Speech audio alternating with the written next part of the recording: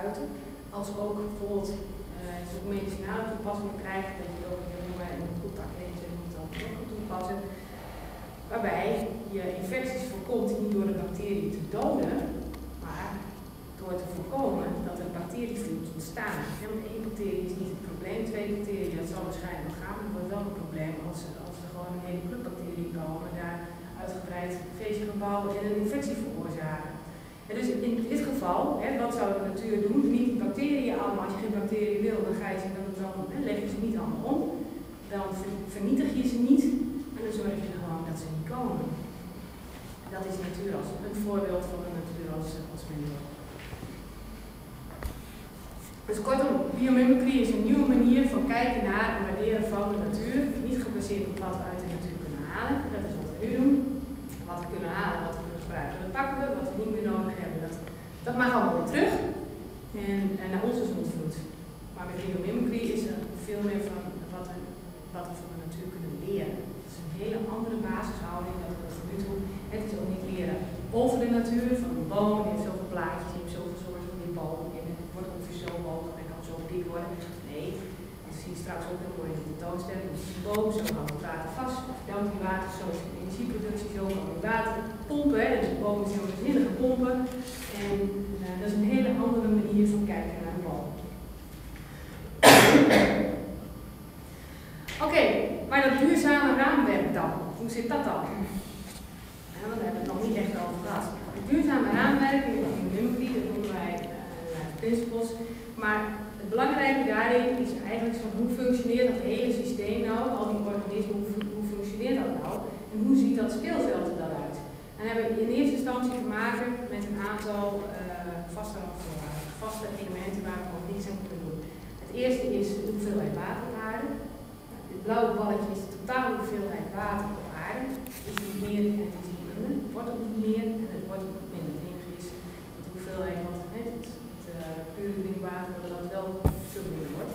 Maar de totale hoeveelheid water is dat. Het witte balletje, dat is de hoeveelheid atmosfeer. Daar moeten we mee doen. Dat is het. Dat is waar we beschikking over hebben.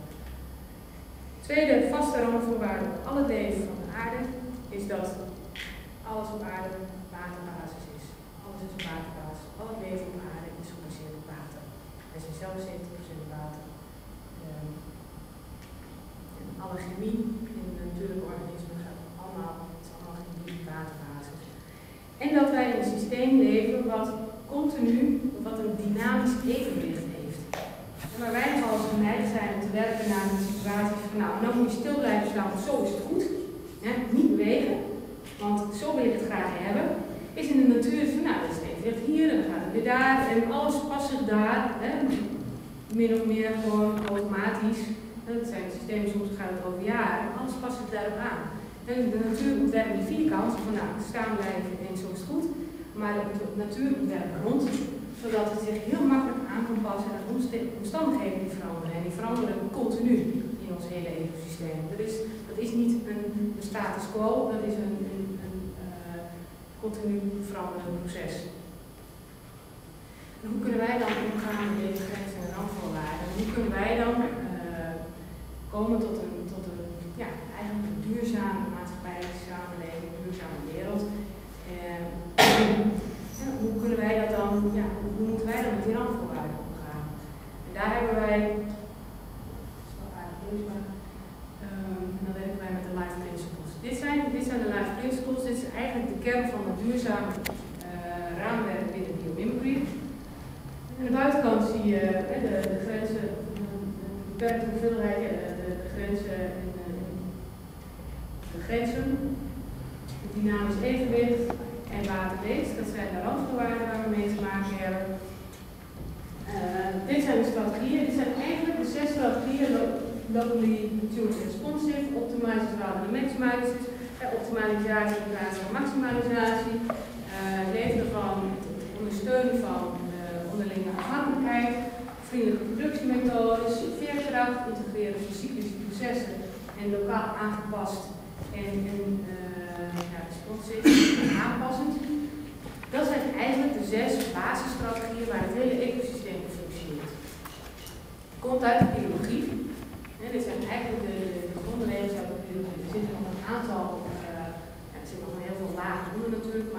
Dit zijn eigenlijk de 6 basisstrategieën en de basis van de duurzame waarneming van biomimicry.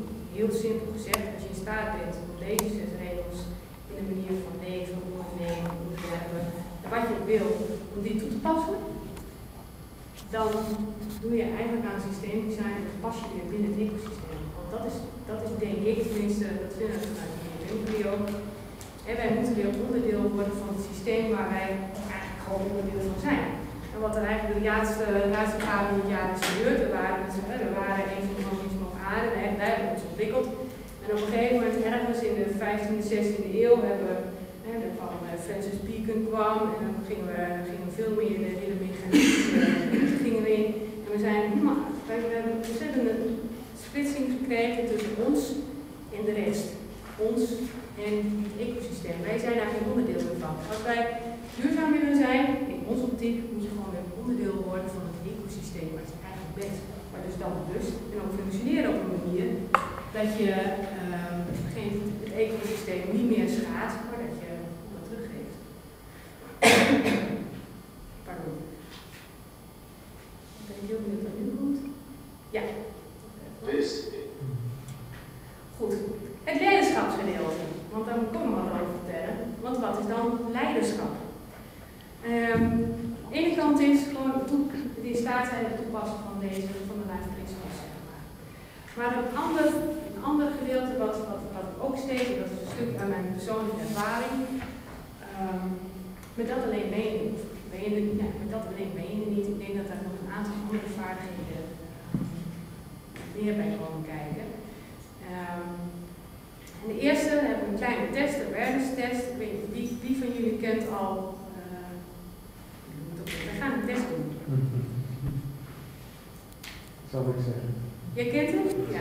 Ja, dat denk ik wel, maar goed, de rest niet. Goed, je ziet me zo meteen een filmpje.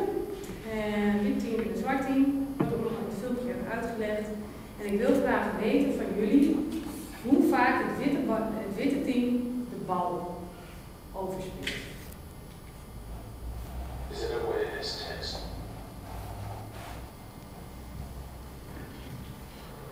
How many passes does the team in white make? En dus het witte team, hoeveel passes?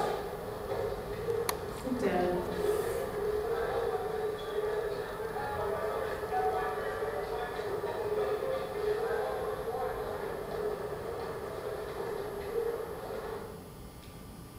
Goed. Enig idee. Hoeveel heb je geteld? 12, 14, 12, 15. 13, 15, 13. 13? Nog wat specifieks opgevallen? The answer is 13. 13. But did you see the moonwalking bear? Iemand weer gezien of niet? Ja. Kijk.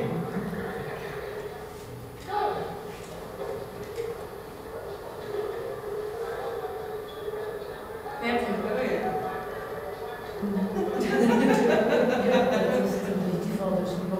Je bent allemaal aan taal, ja. Precies. Dus dat is een vaardigheid, het verschil tussen zien en kijken. Ja. Dus je bent heel gefocust op het ene en dan loopt gewoon iemand zwaaiend door het beeld, je ziet hem helemaal niet. Dus dat is ook iets, dat hebben we met biomimicry, hebben we ook, van wissel regelmatig van lens, van bril. Kijk, probeer gewoon die kleppen af te zetten en probeer gewoon echt te zien. Probeer gewoon onvooroordeeld te kijken en de mogelijkheden te zien. Dus een groot verschil tussen kijken en zien. En het zien is dan, wat mij betreft, een vaardigheid die gewoon belangrijk is. En de tweede, heel andere woorden.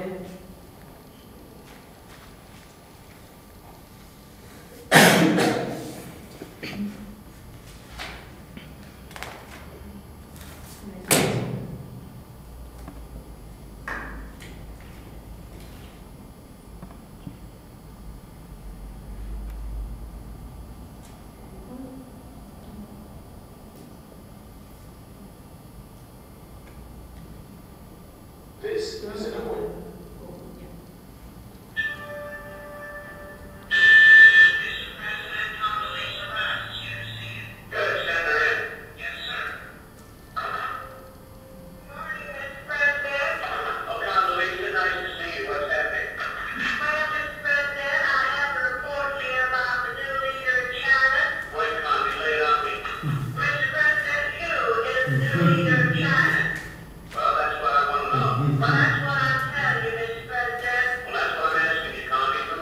new leader of China. Yeah. I'm in the fellow's name. Who? Guy in China. Who? The leader of China. Who? The Chinaman. Who is leading China, Mr. President? What are you asking me for? I'm telling you, who is leading China? Well, I'm asking you, Connie, who is leading China? That's the man's name. That's Hoover's name. Yeah.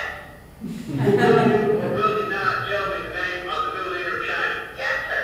Yes, sir. Yes, sir. Arafat is in China. I'm going to the Middle East. That's correct, sir. Then who's in China? Yes, sir. Yes, sir. In China? No, sir. Then who is? Yes, sir. Yes, sir. No, sir.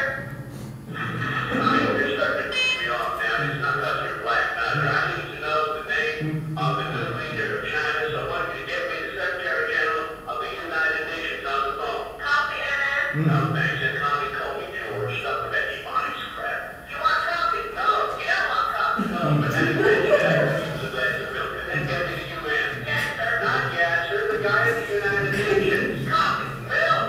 Will you please make that call? And call who? Well, who's the guy at the UN? No, who is the guy in China? Stay out of the Middle East. Just get me the guy at the UN. Copy. All right. With cream and 2 sugars. Now get on the phone. Hello. Right here. Right. Here, get a couple of egg rolls too, Connie. Maybe we should send some to the guy in China. And the Middle East. Can you get Chinese food? I don't know.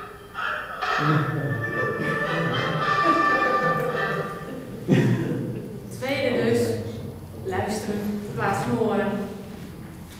Dat is denk ik gewoon, dus zien in plaats van kijken en luisteren in plaats van horen. Dat is een heel mooi voorbeeld van continu naar elkaar, gewoon niet luisteren, in mijn optiek. Maar dus naast zeg maar het hele biomimicry verhaal en waar een hele grote stap doorheen ben gegaan. De life principles denk ik, het leiderschap. En dat dat 2 elementen zijn die voor mij in ieder geval heel erg belangrijk zijn. Met iemand praten die in staat is om te luisteren en zijn eigen verhaal te vertellen. En om iemand die bereid is om gewoon te zien in plaats van alleen maar te kijken. En dan denk ik van dan zijn we in ieder geval hebben we weer een stap gemaakt.